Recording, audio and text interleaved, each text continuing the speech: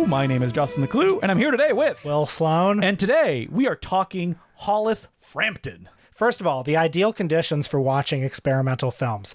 You got a small, maybe ad hoc theater. You got 50 seats or under. Maybe there are 10 other audience members, maybe fewer. Maybe some of those seats are like lawn chairs or office chairs, all kind of, somebody got them out of their garage. And all you're hearing is, the whirring sound of the 16 millimeter projector and the coughing of at least one or two other people. Someone will get up like 5 minutes in, leave, and not come back. Yeah, that and that person has a sort of crinkly shopping bag, and they're opening candies as it's playing. And they're here because it was free. Yes, because they saw something on a bulletin board that said it was a free movie, and you're locked in. Okay, with the movie, you're locked in. So that's not what we had this week. We were watching it at home.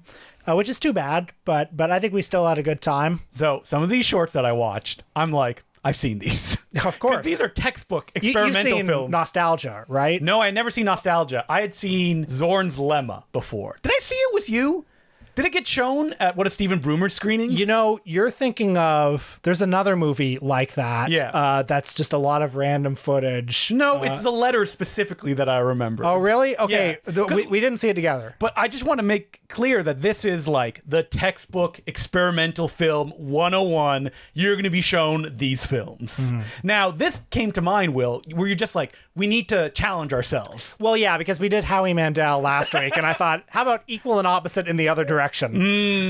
That makes sense. And also, I've had the Hollis Frampton Odyssey Criterion Blu-ray set sitting on my shelf, waiting for me to have an excuse to dive in for a long time. The good thing about Hollis Frampton is if you want to get into his work, that is a definitive collection of his work. It's great. It's a life in a box. And so Hollis Frampton, had you had experience with his work before? I've seen individual films, I've seen at experimental film programs, I've seen the big history of experimental cinema DVD set. One or two of these will be in there, but I've never done a deep dive. And I'll tell you, first of all, I hate math.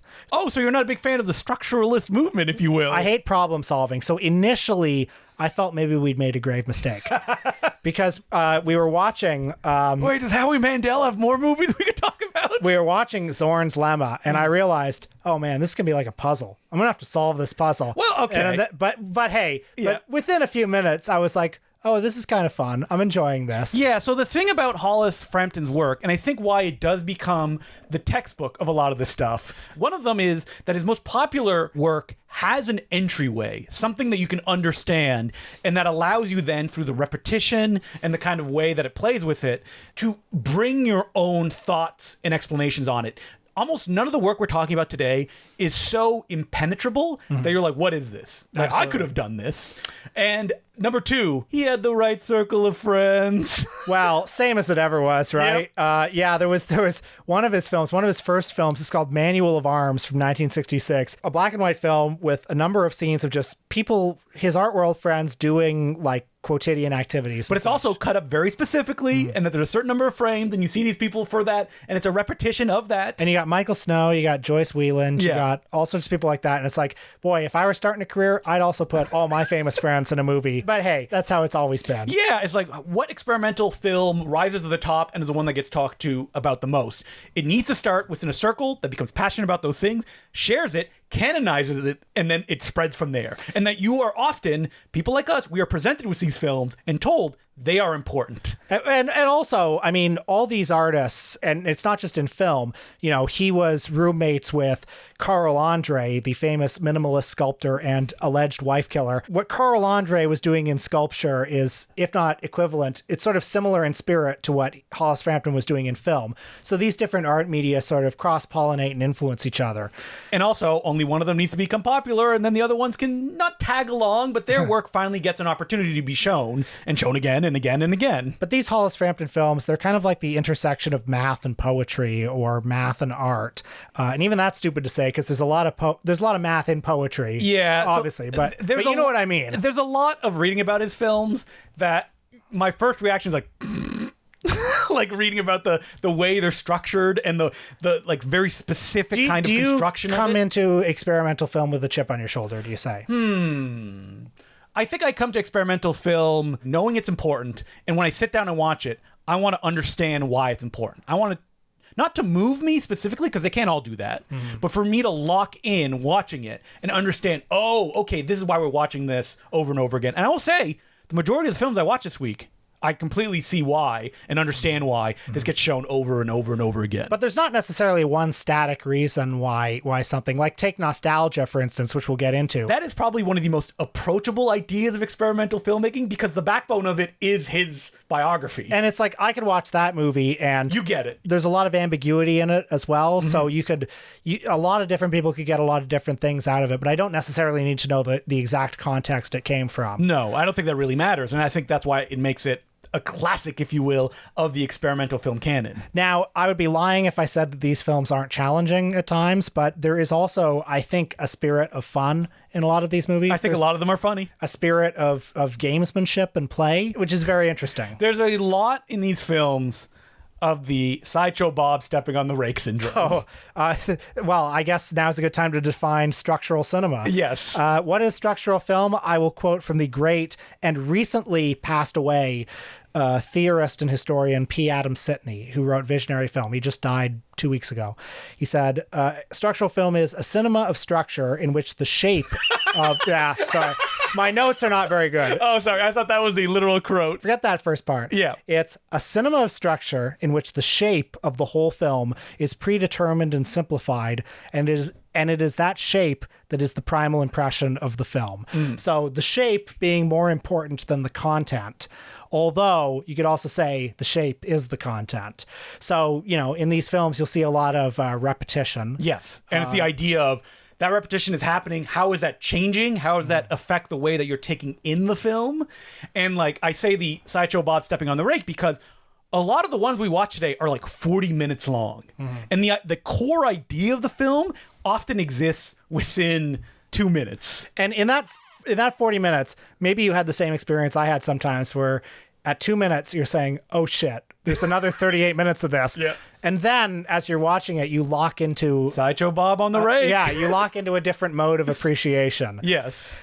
So a little bit of background on Hollis Frampton. Born in 1936 in Wooster, Ohio, the son of a coal miner, spent his teenage years in Cleveland being raised by his grandparents, attended boarding school at the Phillips Academy in Massachusetts, alongside such future art world luminaries as Frank Stella and your favorite wife murderer, who's not O.J. Simpson, Carl Andre. Yeah. And by the way, Carl Andre, he was probably the most famous minimalist sculptor of all time. And if you've ever been in a gallery where you enter a room and it's a completely empty room except for 12 bricks on the ground, you're probably seeing a Carl Andre sculpture. I kind of get a kick out of Carl Andre's sculpture. Not his wife mmurdering. No, I think not that. That's terrible.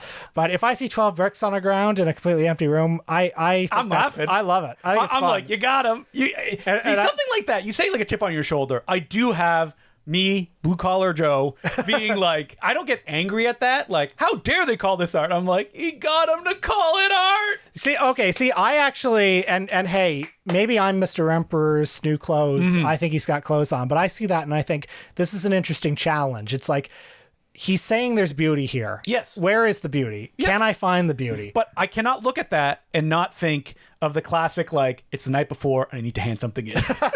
Okay. Funny story about Carl Andre. When he was, arrested for the suspected murder of his wife, and he was, trying to work out his bail, he's telling his attorneys, and I read this in the book, Naked by the Window. He's telling his attorneys, well, maybe we could use some of my art for collateral, because his art was selling for big money at the time. And the DA is looking at this and thinking, well, what am I going to do? Put 12 hay bales in my office? Put 30 bricks. Like, anyway, I love that story. That rules. So anyway, he attended this, elite boarding school with Frank Stella and Carl Andre. He had a full scholarship. Yeah, they considered him a genius. Yeah, full scholarship to Harvard, but he said, no, I'm not going to do that. I'm going to drop out. I'm going to go to New York. I'm pen pals with Ezra Pound. Speaking of problematic faves. But, among other things, Hollis Frampton was a poet at the time and drew great inspiration from Ezra Pound's poetry. So he moved to New York in 1958. He and Carl Andre were roommates. He was working as a commercial photographer at that time. And, the two of them, you can see how this scene starts to form. It's structural film, minimalist art, all these people kind of working off each other at this time. Yeah, in comparison to someone like Stan Brakhage, where a lot of his work is emotionally based, that the images, the energy of it. Hollis Frampton's work, while it is emotional in its presentation, it is, as it says right in the title, constructed. That like the idea of what do I want this to be? Okay, how do I fit within the confine of those things? It's not about the immediate. It's about I have a general idea that I'm building towards. I would call myself a structuralist myself in my own writing. I appreciate that, and I can understand what he's doing. Well, this podcast has segments. Yes, that's right. We are completely structured. People have said, like, how do you do that off the top of your dome? Everything we say is scripted. It is very carefully prepared. So true. And when it's factually inaccurate, that's on purpose because we want a little humanity in there. But we know the right answer. We do make sure to fire at least one of the interns anyway. Interns. Just to show them. So, I mean, there are several distinct phases of his filmmaking.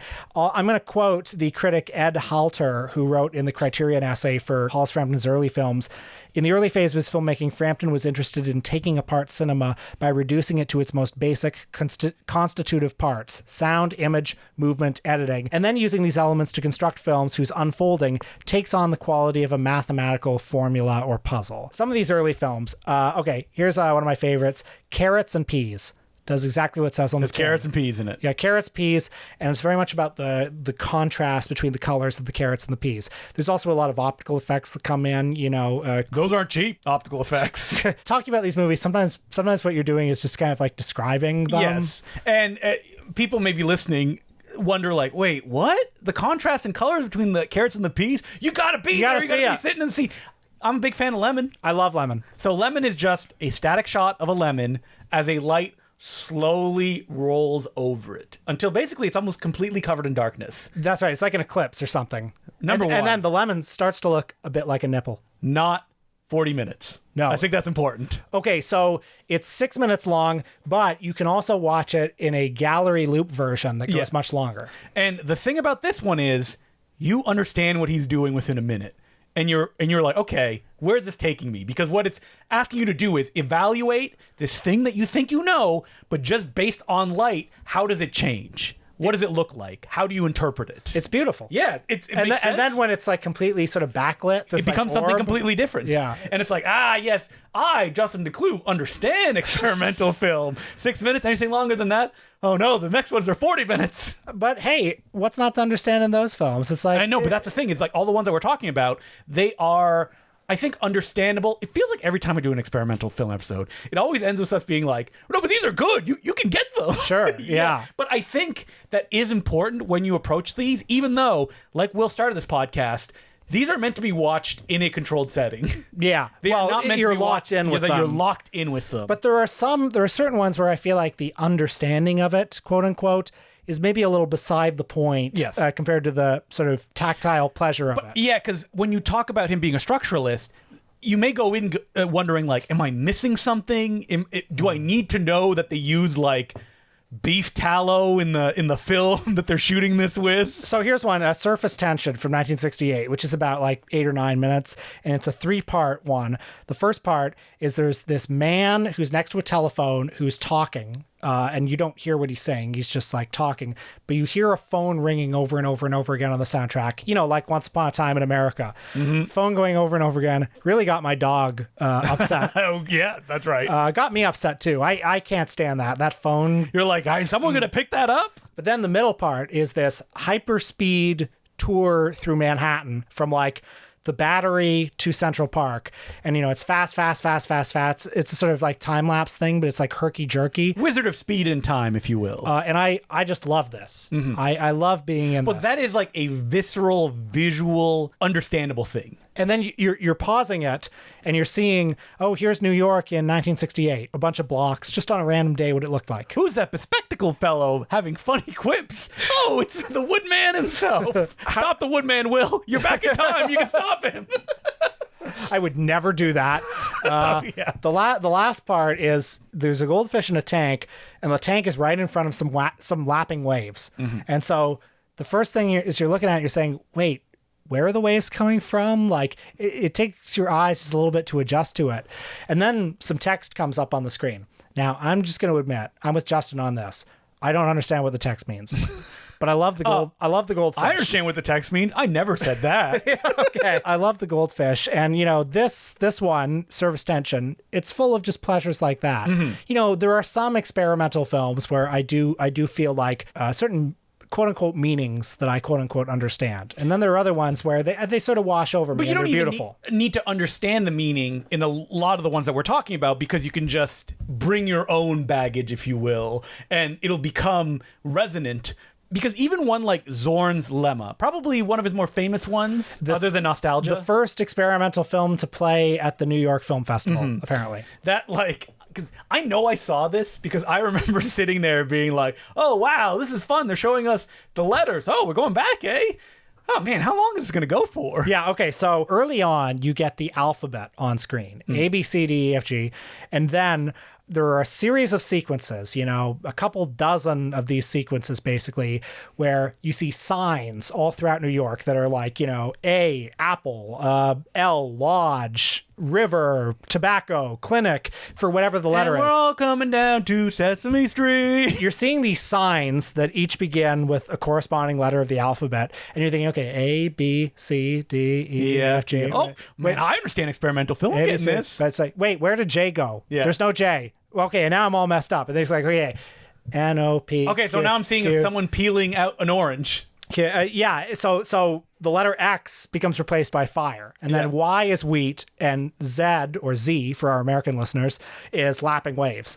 And you're like, okay, so when it's lapping waves, it's over. It's not even the full alphabet, though, because two of them are put together. Well, and then it's like, wait, what happened to the letter U? The letter U's gone. Wait, the letter U's back. Why is the letter U back? And then as it's going on, like, more and more letters get replaced by footage of just something happening. So it's like K gets replaced by a guy painting a wall in an apartment. E is a woman's face. W E is a woman's face split in two. That's right. It was like an optical effect, yeah. Or there's O is a guy playing basketball, but also it's a layered effect where it's like you see like five of multiple them. Yeah. Or one of them's like grinding meat. And then you're kind of keeping track of it in your head, and it's like, okay, but Z or Z is still the lapping waves. But then you're doing the alphabet. It's like, wait, it's Y now. What happened to Z? So, man, it sounds like you were on the edge of your seat when you saw this one. This is exactly what I'm saying, where it's like at the 2-minute mark, I was like, holy shit. It's also silent. Yeah. So I think that this is why it needs to be watched in that specific setting, because you need to hear the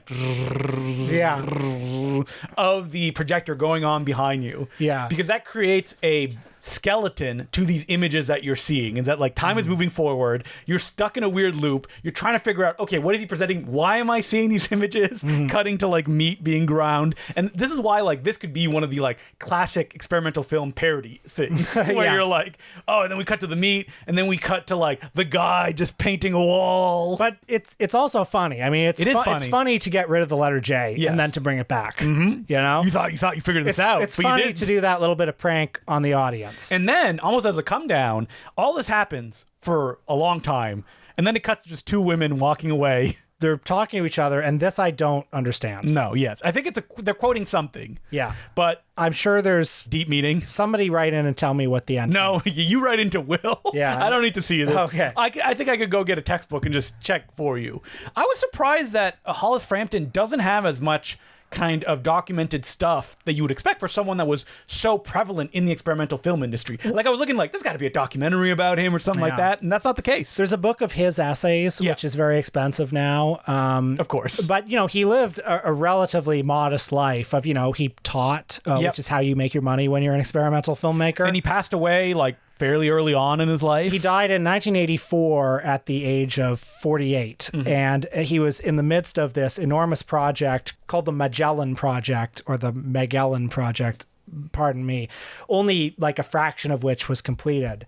But before we get to that, we should probably talk about Nostalgia, which is one of the famous experimental films. So Nostalgia is photos that Frampton himself took, and he's describing what is the context behind the photo, what he was thinking, and as he talks about that, they burn up on screen because they're laying down on a stovetop. Really fun to see the photos burn. Yes. Because it's really... we love fire. Seeing paper burn, Yeah. and it becomes ash, and then it's Nothing better. Still crinkling, and it's kind of like, just moving and spasming a little bit, just as paper. I love that look. So there's a lot that can be said about this. The narration, which is read by Michael Snow, but he's reading Hollis Frampton's Skibbity-bop. text. That's Everyone right. knows that Michael Snow loves jazz. Okay, well, can we do a digression here where Yes. it's like Michael Snow, one of Canada's most beloved artists. Wavelengths. Yeah, Wavelength. I remember, 7 or 8 years ago when Michael Snow was still alive, they did a retrospective of his films at the TIFF Lightbox, and they would play like Wavelength, then they would follow it. It would be a double feature with, an hour-long concert film of his experimental jazz. And so you'd be there watching Wavelength or some shorter film, be like, this is great. And then the experimental jazz, which, hey, if you love that, that's great. Yeah. You just don't get it, Will. His experimental jazz in particular is not for me. Yeah. But you can't leave because Michael Snow's in the back fucking row. I'm not going to walk past Michael Snow. How packed are these screenings? Half full. Okay, because I remember... Actually, some of them were full. They were advertised. Yeah, Wavelength is going to be full. Cinema 4. Yeah, exactly. Yeah. Oh, they were in cinema, so the little cinema, too. Yeah, so it's like, pretty full. Okay. Yeah. I'm surprised they didn't play the jazz first. And then they played I think because Wavelength. they knew. Yeah. That it would make people leave. But obviously a great artist, et cetera, et cetera. Yeah. I'm not. I respect him so much. I'm not going to walk out of his jazz. In fact, I bought the new Vinegar Syndrome Michael Snow's jazz improvisation set. If they put that out, I'd buy it. Would you buy it if someone put that out? Probably. $80. Okay. But getting back to Nostalgia, so the narration is describing not the photo we're seeing, but the next one. Mm-hmm. So he'll be saying something like, this is a photo of James Rosenquist. He's holding a map, and the photo is a guy blowing cigarette smoke. And you have to remember what it was. He's like, this is a picture of spaghetti that I took. And you're like, oh, next one's going to be a picture of spaghetti.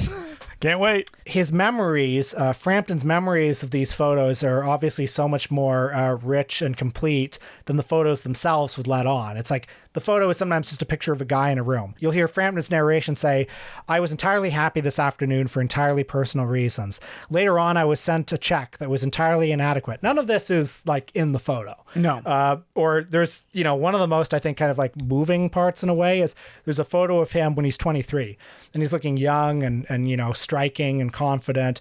And the narration says, and remember, the narration is not attached to the correct photo, but he's saying, as you see, I was thoroughly pleased with myself at this time, presumably for having survived to such ripeness and wisdom since it was my 23rd birthday. And, I just thought about how photos are neutral, meaningless objects, basically, that are repositories for memories.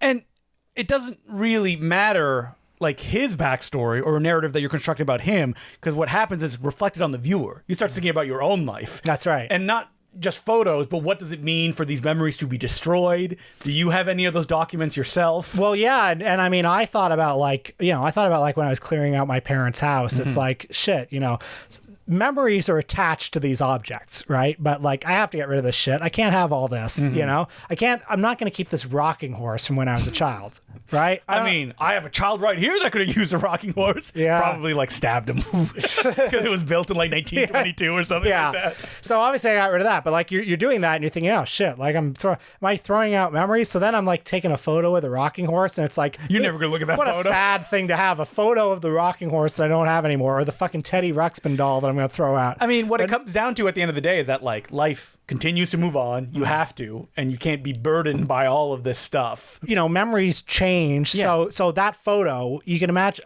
that photo of him looking striking and sharp at 23.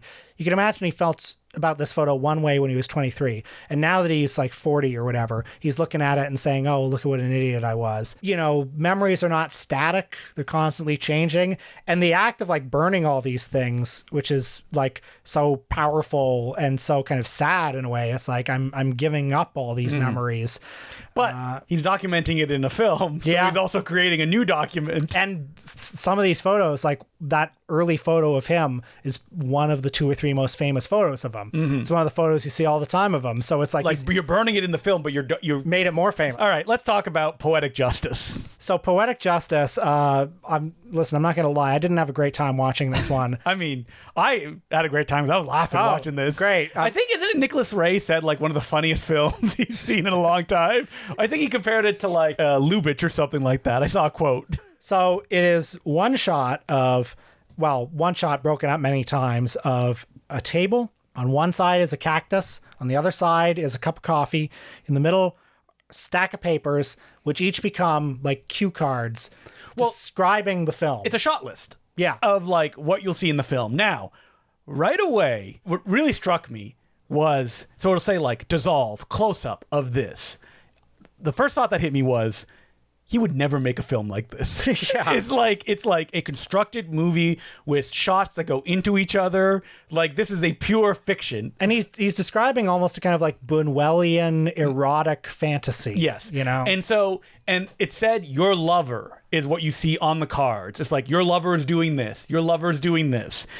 And I read also he's in it. Yeah, yeah. He's imagining a sort of menage a trois between you, me, and him, me, and a lover. Yeah.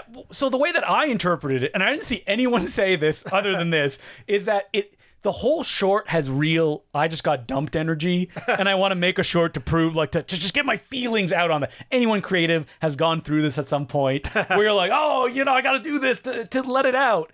And that, like, your lover, I read it as not I am putting myself into it, like it's the second person, but that it's like this is sent out to a partner of Frampton, that like they're supposed to be reading it, and that's where your lover comes in. I love and so that. that made me laugh as Yeah. I was watching it. I mean, I do think it's funny. Yes. Well, so what happens is, It gets more and more complicated, and it's like photos within photos. but it's not even complicated at a certain point, and we need to be clear. This is just text on like paper that you see, like interior long shot.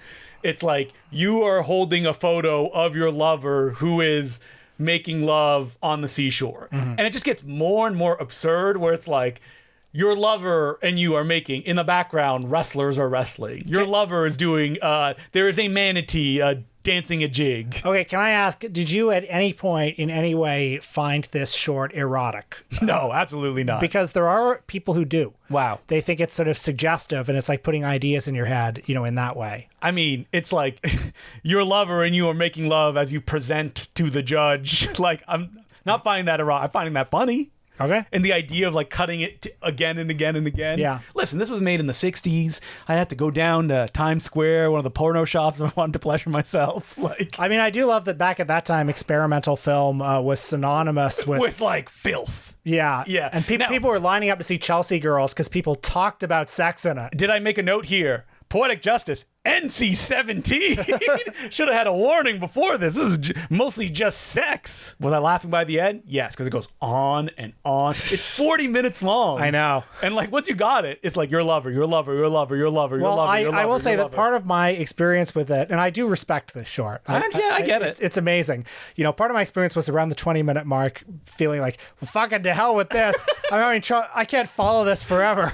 Like, I'm trying to follow the plot. You were trying to follow the plot? Yeah, I just took it as just like humorous cutaways, because that's what it ends up being, Yeah, right? yeah. Over and over and over again. Now, while I understand it, would I watch it again? No, absolutely not. I'm good. I've seen it. I would maybe watch it again. I don't know. Yeah, to get more out of it. You're cold. You're a little lonely. No, you know when I would watch it is like if Steven Broomer or somebody. Oh, yeah, absolutely. 60 millimeter print of it. Yeah, I'd be there. Now, do you look over and you see somebody like pleasuring themselves? and then I realize that person is That's me. You're looking in a mirror. But Doctor, I'm Bozo the Clown. Oh man, we did not say. Okay, huge digression. That Bozo the Clown joke. We have said that Jay Leno said it unironically on stage. Yeah, this is a big digression, but the Pagliacci joke where it's Yeah. like, guy goes to a psychiatrist's office. He says, Doctor, I have to kill myself. I'm having my life is terrible. I have no hope. The doctor says, before you do that, please, I beg you, go see The Great Pagliacci tonight. Yeah. Pagliacci is so funny. He's a triumph of the human spirit. Everybody who sees him loves him, comes out with a renewed zest for life. Please see Pagliacci. He says, but doctor, I am Pagliacci. Yes. Funny joke. We saw Jay Leno do that joke unironically in Windsor. Yes. Do the joke, and he replaced Pagliacci with Bozo the Clown. Yeah. So last week when we were doing the Howie Mandel episode. Wait, so is it the comedy of the joke? Is it just like an Aristocrats thing that's about the delivery? Yeah, I don't know. But what I do know is on that Howie Mandel podcast, he's talking about making a fine mess with Blake Edwards. Yeah. And he said, Blake Edwards would sometimes say the most amazing things to me. Like one time he said this, and he says the Pagliacci joke. Yeah, unironically. And doesn't seem to have any knowledge. It's an old joke. He seems to think it actually happened. And he also says it as if Blake Edwards created it. Yeah. Now, is this a Howie Mandel bit?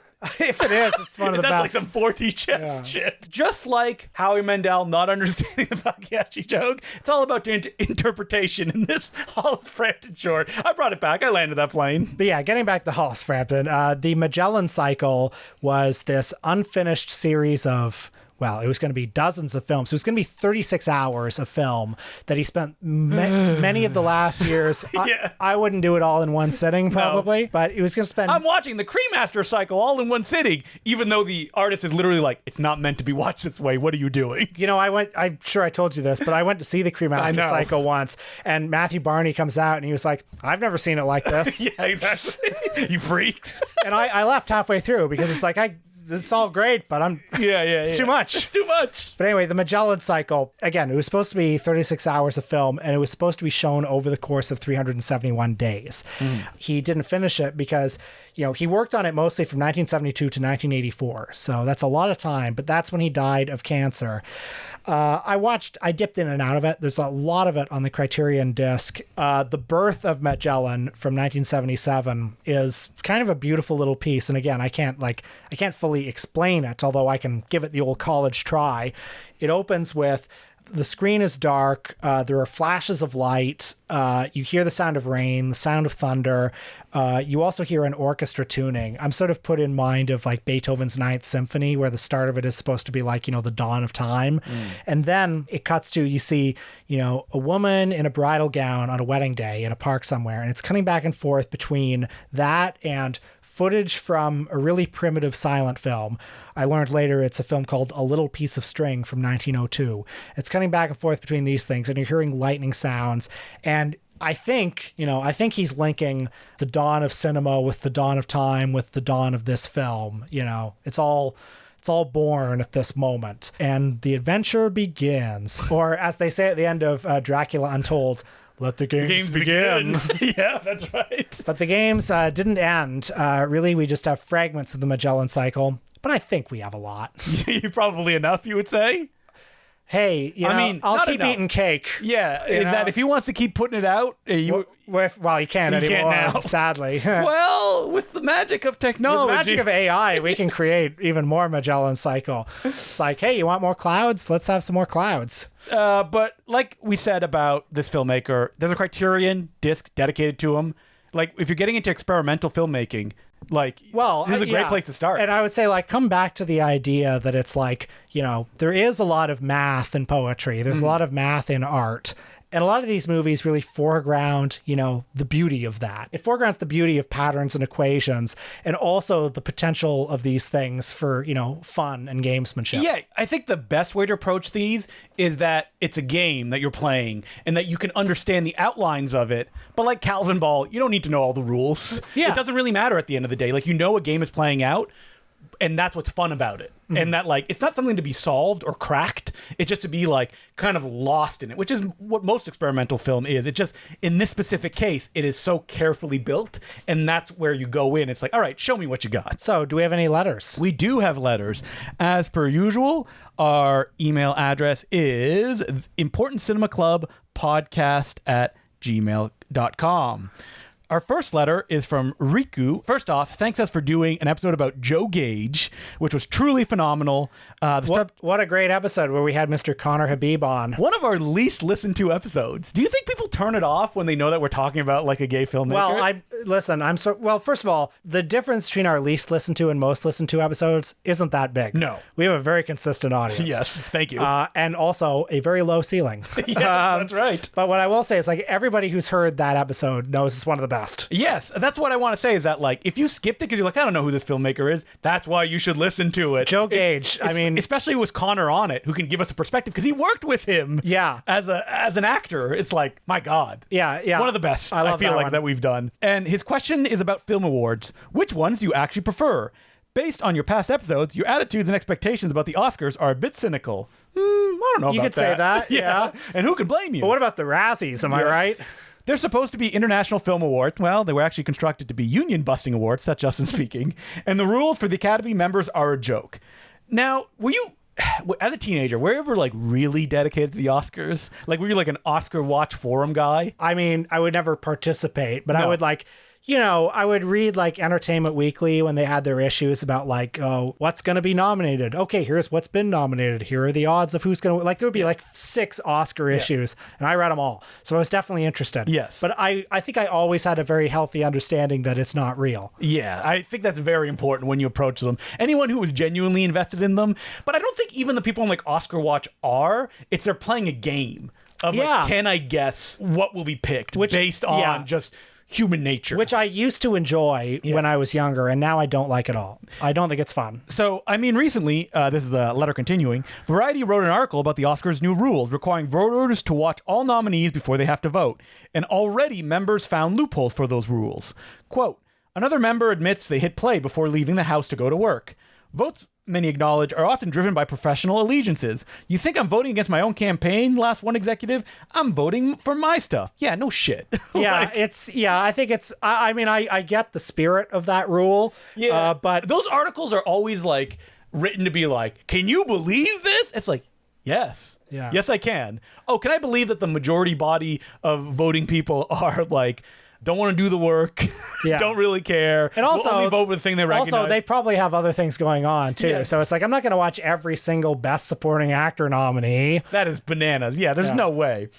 So do you have preferred film awards? Which ones would be considered the most valid or most objective? And also consider the cinema around the world. BAFTA, Razzies, MTV Movie Awards, Canada's own Constellation Awards, or perhaps the Juicy Gala in Finland? So none of them are objective. What is Constellation Awards? I don't know what that is. Yeah. No. I would say the award that I pay the most attention to is Cannes. And the reason I do is because it's interesting what certain juries give awards to. So it's like, Tim Burton's jury gives the Palme d'Or to Uncle Boonmee. That's interesting. Yeah. Clint Eastwood's jury gives the Palme d'Or to Pulp Fiction. That's interesting. It's always reflecting of the people in the jury, and what does that mean that they picked this film? Yeah, or like, you know, I remember reading the year, 2001, for example, where like, kind of a stacked year, you know, like Mulholland Drive was there, Godard's In Praise of Love was there, Rivette's Va Savoir was there, Terry Gilliam was on the jury, and he gave a bunch of interviews being like, all these movies fucking suck. And it was like, I fucking slept through the Godard movie. I hated these movies. And that year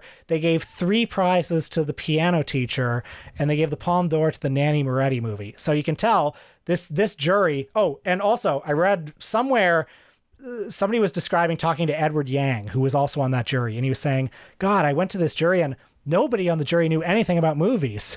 You know, they were all dismissing the David Lynch movie, and I had to beg them to give it Best Director. So that's interesting. Yeah. And like, I think that as human beings, we want to see things be awarded because our minds want to be like, okay, this is good. This is, well, it's like, it's easy to like, but you want things that you like to get awards, even though they have no value. Like, whoever's choosing those awards have no value at all. Well, we've said before that like every month when Criterion announces their new releases, you see people posting about it. Oh, thank God. It's finally on the Criterion Collection. It's like, fuck yeah, The Princess Bride made it. And it's like, what were they going to do? Burn the negative if it didn't? Like, well, I mean, even getting to like, I've been watching a TV show about figure skating, and like, I was watching it going like, they really care about these very specific ratings. Who are these people rating them? It's like, I don't know. It's like, so they're just nobody. So it doesn't mean anything. Yeah. So, like, I like Cannes and I like Venice in the same way that I like reading people's sight and sound ballots. It's just interesting. Well, I think that's interesting. Yeah. Of like, there was a recent article that popped up. It's like the New York Times top 100 films. Right. And like the photo was like Anchorman and Black Panther. And it's like, number one, they're putting that photo because they want you to hate share this. And if you shared it, they won. Yeah. Number two, though, you can go and look at people's ballots, and some people shared their ballot, and that's interesting, I think. I agree. But like the actual like list of them voted, useless, especially in the New York Times. Get out of there. Now, did I click on that article and it popped up being like, you need to subscribe? I'm like, no, not doing that. You know what's great? So the New York Times invited people to like submit a ballot. Anybody can like vote in the poll. Okay, they've already done their poll, but now they're doing a user's poll. Yeah. You know, you type in the titles, and if you type, like, let's say you type Mulholland Drive, like it'll pop up as part of the options, so you can click it. But then if you pick something a little too obscure, you have to like individually submit it. So like they don't have Magic Spot in the database. Let's put it that way. Yeah, Will checked. But so I manually submitted Magic Spot. You submitted to the New York Times? Yeah, I did. I don't know. Just for fun. That's the difference between me and Will. I have no interest in doing that. I did it because I wanted somebody to submit Magic Spot. Oh, that's why. Okay. I mean, if we all got together and we all submitted manually, we could have Magic Spot win the Audience Applause Award at the upcoming Oscars. Flash enters Doing Speed Force. Actually, that's the award I take most seriously. I feel like I read this letter or a similar letter, but the person asked, would you ever consider doing the Important Cinema Club Awards? To which I would say no. We do it every week. Yeah, and we also do top 10 lists. At the end of the year, yeah. People drag us screaming to do it, but we do it. And like anytime I listen to like award shows of podcasts I listen to, I'm like, this is not giving me anything out of it. Yeah. Unless they're introducing or contextualizing something I maybe didn't hear about. That's what makes me interested. What about the Film Spotting Golden Brick Award? I don't know what that is. Okay, that's the podcast. Yeah. Why are you digging them up? I don't know. I like Film Spotting. They're still going. And good for them. Listen, it's awesome. Do I have great joy of listening to Film Spotting when I was working at Home Depot and going through people's resumes, and I remember literally sitting there listening to their podcast? Yes, I have happy memories They're of that. legends. Yeah, and they're still going. Yeah. I'm not starting shit. No, I'm not starting shit. I'm just imagining them right now. It's like, we're listening. They must hate Blank Check so much. They must. They've been on Blank Check. Oh, yeah. Well, once. Yeah, and I bet they did it through gritted teeth. They must love them. Be like, yeah, Film Spotting. The OGs, if you will. Anyway, who are we? Yeah, that's what I'm saying. They're like, look at this guy, as we're both like on the lowest level. Yeah. They make more money than us every month, guaranteed. Definitely, yeah. Yeah, so Film Spotting, we're very jealous of what you've been able to do. Yeah. I think they're film critics too, aren't they? Or is Film Spotting their main job? I think Film Spotting's their main job. Okay. But hey, I don't know.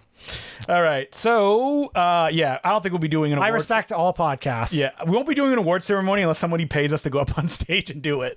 Well, in which case, I think I've said before, we're open to host the Canadian Screen Awards. Yeah. So. And the problem with doing awards is that you need to watch a lot of bad things. Yeah. And that's the great thing about doing my top 10 is I go, I don't want to watch that.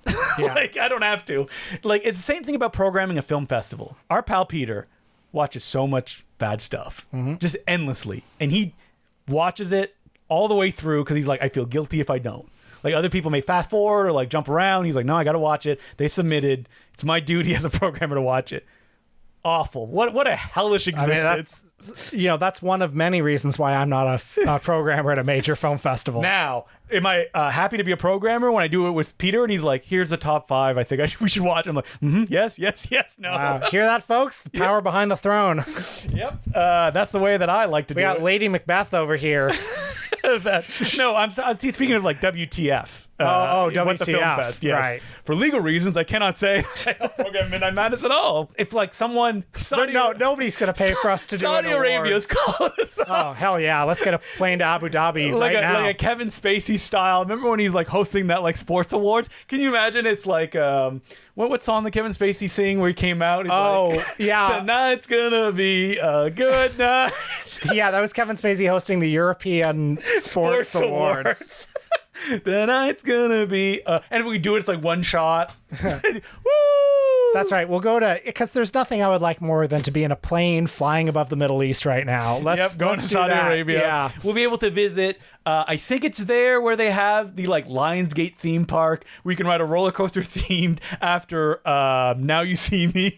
Oh God. I'm not even kidding. So thank you very much for that letter. We're going a little bit punch drunk because it's really hot in the place that we're recording right now. Oh man. Heat wave in Toronto, folks. Yep. And as every summer we've ever recorded the podcast, no No air conditioning in here while we're recording. No, we earn our whatever it is we earn.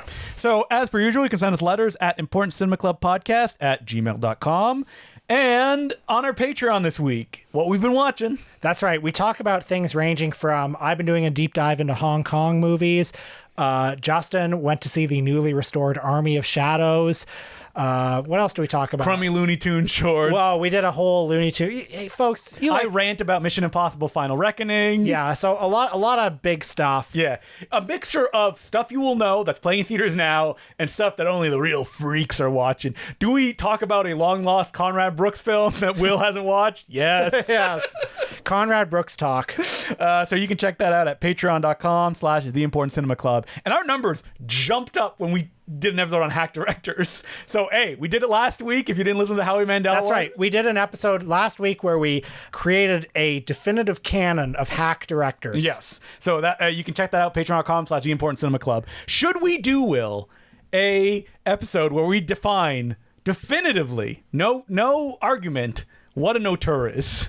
Oh. Because a Patreon episode, because I feel like not everyone knows what we mean when we talk about it. You're right. We probably should. Yes. And maybe we don't even know, or we have completely disagreements about what it is. So we can hash it out like we hashed out what a hack director is. And finally, we have a big event coming up soon at the Fox Theater. Our repertory series is coming back. We have another... It never left. It never left. Yeah. I don't know why I phrased it that way. Yeah. It's back. It's back in the New York Groove on Tuesday, July 15th. It's Ulmer Fest in Toronto. And, okay, do we say it on the podcast? We don't have a date yet, but we want to do a second screening. So, yeah, this is part one of Ulmer Fest. Yes. At the Fox Theater, we're showing his all-time masterpiece, Detour. Yeah. Let me pick up that basketball and let me just dunk it down where my feet are. Woo! Detour, one of the greatest movies of all time. Certainly one of the greatest film noirs of all time. Has it played in Toronto? I don't even know if it has. Yeah, I can't think. Maybe. But I can't think of it. In 1945, it probably played. Yeah, but you would think, considering that, it's in the public domain, that would play all the time. But no. We're showing Detour, film noir classic, on the big screen. And we're also going to show at least one of Edgar G. Ulmer's short films. We're thinking Goodbye, Mr. Germ. We're going to give you the full, you're going to see... Goodbye, Mr. Germ is like 30 minutes, though, isn't it? It's like 17 minutes. Okay. It's the most artfully directed tuberculosis PSA of all time. What about the one he did on VD? Oh, man. Which one's that? That one's... I think that's a feature, isn't it, though? No, it's not a feature. He did a lot of short films. What is that crummy one that he shot in Canada right after he was kicked out of Hollywood the first time? From 9 to 9. From 9 to 9, yeah. We should show that at the next part of Ulmer Fest. But anyway, so this is... well, we have something special for the next part of Ulmer Fest. Yeah, but we can't say... I don't even think we'll announce it until it is playing on the screen. That's right. So yeah, Detour on the big screen. We're going to be there. We're going to be selling stuff, Gold Ninja, Blu-rays and stuff. If you don't have the Revenge of the Dead Blu-ray... I'm not saying it's going to be there. Yeah. I mean, maybe some fans will bring it and you'll be able to change it. Yeah. Maybe they'll land on the table. Maybe a truck will break down outside and some contraband will come out. Let's just put it on the table here until someone can come and pick it up. Yeah. So if you don't have that Ed Wood film on Blu-ray, I don't know. Just saying. So yeah. Hey, wait. Speaking of Ed Wood, someone has a book out. Oh, and the world is going crazy for it. Ed Wood Made in Hollywood, USA, my hot new book from Or Books. Yes, it's a critical study of Ed Wood. And what an amazing release strategy we have, because it's if you ordered it from the publisher's website, you're getting it now. Yeah. It's shipping. I can't turn around without someone being like, I got the Ed Wood book too, down my street. Our Discord is full of filled with it. And then it's going to be in regular bookstores and on Amazon in October to mark Ed Wood's birthday. So if you ordered it on Amazon, you're waiting. Just cancel that order and order it from the publisher. But nevertheless, if you ordered it from a local... Going online now, canceling my order. If you ordered it from a local independent bookstore, good for you. You're going to get it soon. You're going to get it. Yeah. Okay? And listen, you weren't going to read it immediately. It's short. It's only short. Yeah, well, it's when I say it's breezy. It's breezy. It's short highly readable. Yes, that's what I meant. And also, if you ordered it from your local independent bookseller, you got just a few more months to watch all the movies again. Catch up on Necromania. Watch The Young Marrieds, The Only House in Town. You'll love them. And then you'll get my book, and I'll explain to you why they're actually good. Well, I don't know if you do that in the I don't book. quite do that. Yes. But yeah, my hot new book is coming out, and honestly, sincere thanks to everyone who's bought it. Our Discord has had some really nice people who have said some really nice things. It seems like people are meeting themselves in the wild with the Ed Wood book. God bless you, whoever this was in the Discord who said this. That He was at a bar. He pulled it out to read, and somebody yelled from across the room, "That's the Will Sloan book."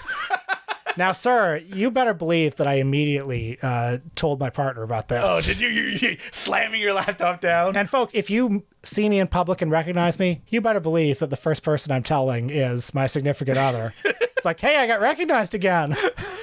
Again? Oh, you mean for the second time? Yeah. Well. So two things you need to do is come see Detour and also buy Will Sloan's book. Very magnanimous of you to say that. I appreciate that. And for your next book, we'll do the same for you.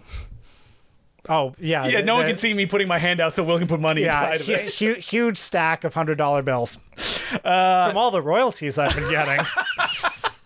Will, listen, printing the book is expensive and getting them in bookstores. Listen, I'm telling you, like, this is true for everybody who writes a book, unless you're J.K. Rowling. You never see any money? You'll see some money, but in terms of amount of work you put into it to amount of money you make, the least lucrative thing you can do. Well, that's why people are flying you across the world to talk Ed Wood. That's right. I'm going to be in Seattle in July, so you know. Where is what is that festival in? Is it Italy where they do all the restorations? They should fly us both Ed Wood. out. Yeah, fly us down for that. Yeah. Yes, please. So next week, time to have some fun. And your idea of fun may not be everyone's idea of fun. The listeners of this is their idea of fun. Edward L. Kahn. A guy who seems to have come up a lot on the show. When you mentioned him, I couldn't believe we'd never done an episode. Mm-hmm. So this is a guy that I became kind of obsessed with when I heard Joe Dante say on a podcast that near the end of his life, he directed like 11 movies a year, mostly that he shot out of his house that he turned into a studio. Now you hear that and you're like, oh, so he shot them on video and stuff. No. This is a guy that started in like early sound era of Hollywood. By the time he was shooting all these movies, many of them that have gone public domain, many of them, to my disgust, are claimed to be owned by MGM because I think they distributed them. And some of them good, some of them not so good, some of them genuinely great. So he made over 120 films. Yes. And this is a guy, there's almost nothing written about him. And I've looked. And I'm just going to rattle off some titles. You're going to know some of these, or, well, maybe you won't. But It, The Terror from Beyond Space. Yeah. Invasion of the Saucer Men. The She Creature. Curse of the Faceless Man. Drag Strip Girl. Runaway Daughters. I can keep going. Betrayed Women. A Plan for Destruction. Flesh on the Spur. Yeah, well, Flesh on the Spur, that's one of the public domain ones that he did himself. Hey, if anybody has a print on 60 millimeter of Flesh on the Spur or Detour, any Edgar G. Elmer film, please ring us up. I've seen Flesh on the Spur because I interviewed the star of the film, Joyce Meadows, That's for right. this very podcast. Yep. And Edward L. Kahn, I'm fascinated that early on his movies are like creative, like hard hitting. So Kino just put out Law and Order, an hour-long Walter Houston movie that he directed, which is great. Starts with a camera move at the beginning that you're like, whoa, are you even allowed to do this at this low a budget level? And then for some reason, he got kicked out of Hollywood. No one knows why. Became independent, just did anything that was available, and became known as the guy who could shoot a movie faster than anybody. And we talked about William Bodine, why we love him. I think that like Edward L. Kahn is even faster. And what's interesting is when it works and that like cheapness and quickness leads to an efficacy of the movie, that's what I love to see. And some of them do deliver in that regard. So next week, we're going to watch Law and Order, because I just got a new Kino Blu-ray release. We're going to watch, I think it's When the Clock Strikes, which is a late period shot in his own house movie. Joe Dante hyped it up a long time ago. And probably, I don't know, Runaway Daughters, It, The Terror from Beyond Space. One of those. Could be ones. anything. One of the AIP pictures, because he was like the top AIP director. That was not Roger Corman, was Edward L. Kahn.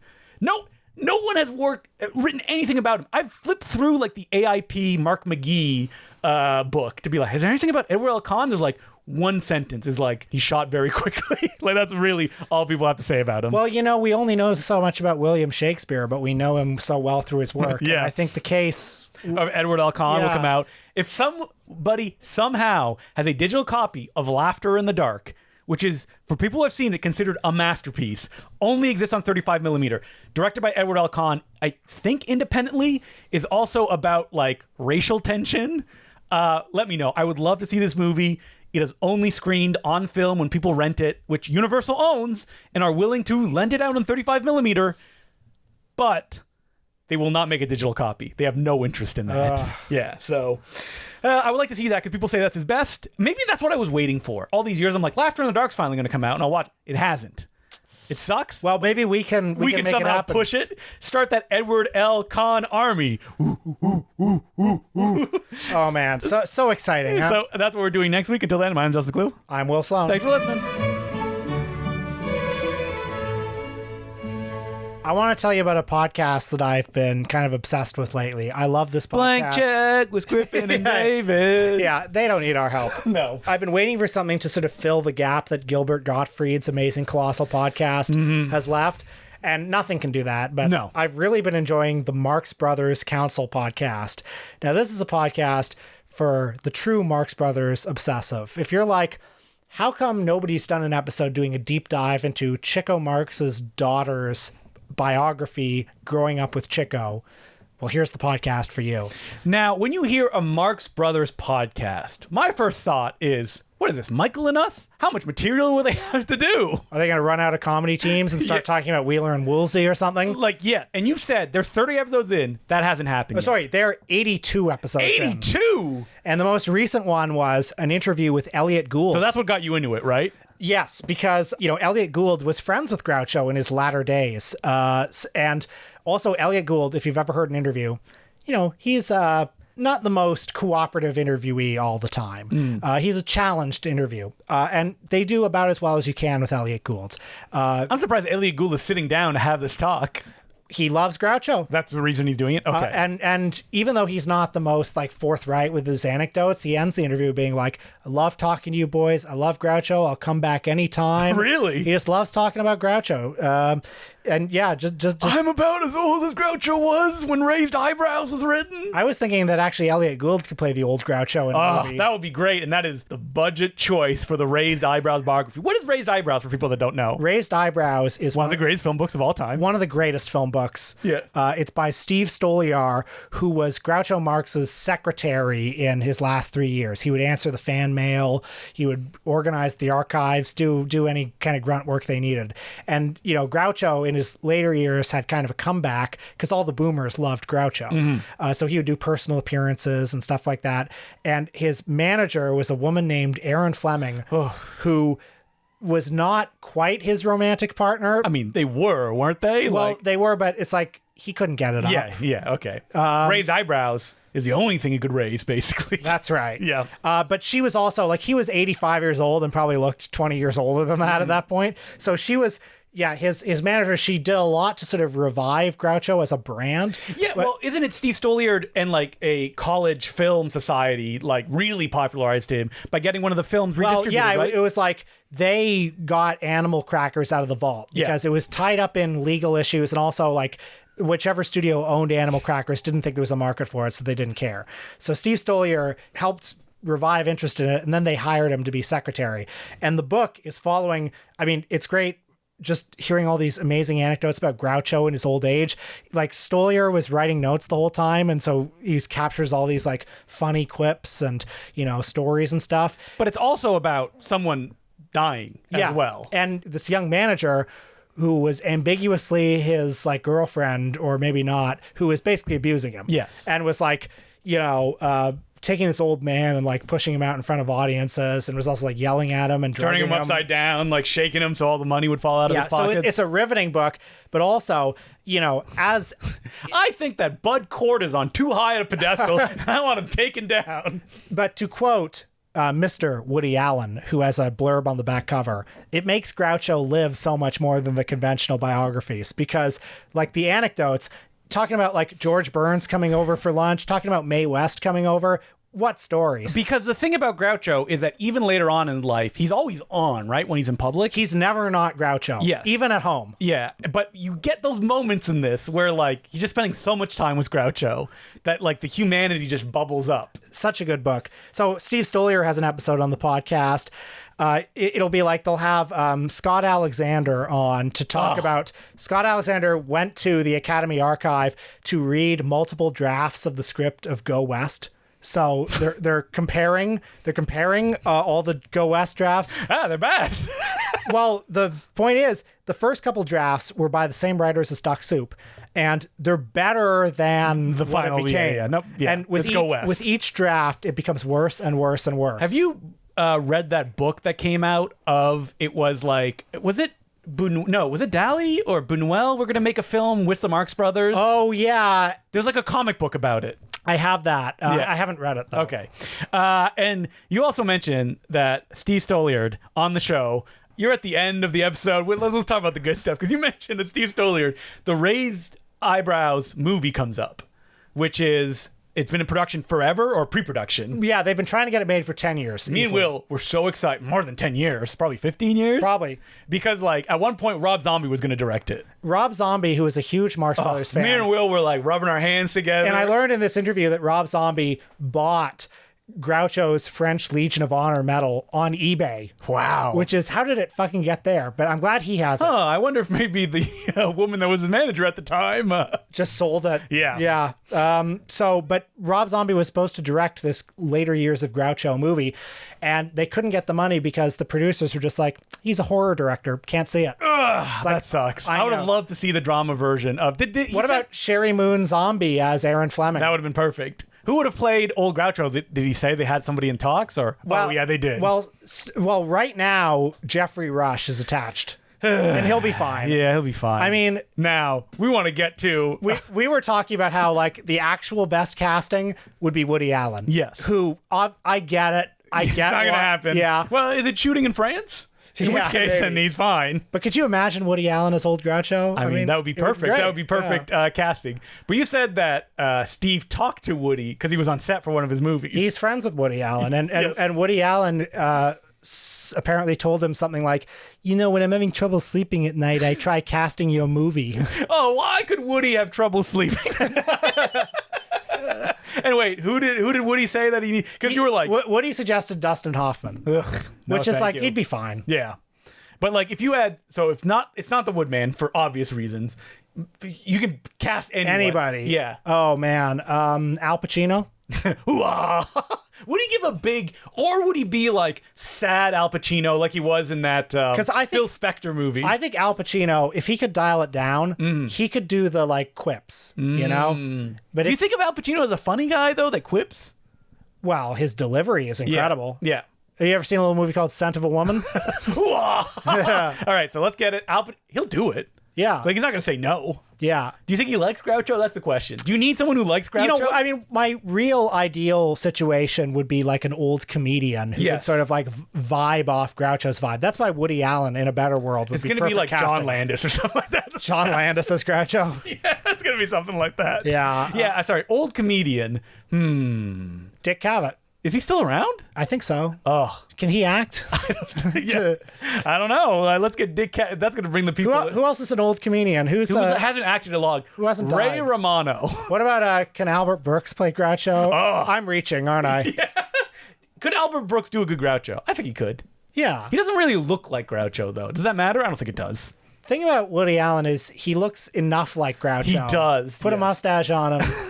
He would keel over and die though. Woody Allen's like 98 years old. Yeah, he's actually too old. But would Woody Allen as Groucho, would it be too much almost? Would you? Because you would just think of Woody Allen. Yeah, but also like think about you're not just thinking about Groucho. You're thinking about a comedian getting old. But think about matters. So a movie like the movie Basquiat, where David Bowie plays Andy Warhol. Yeah, it was great casting. That makes sense. There was something about those two icons that like went boom together.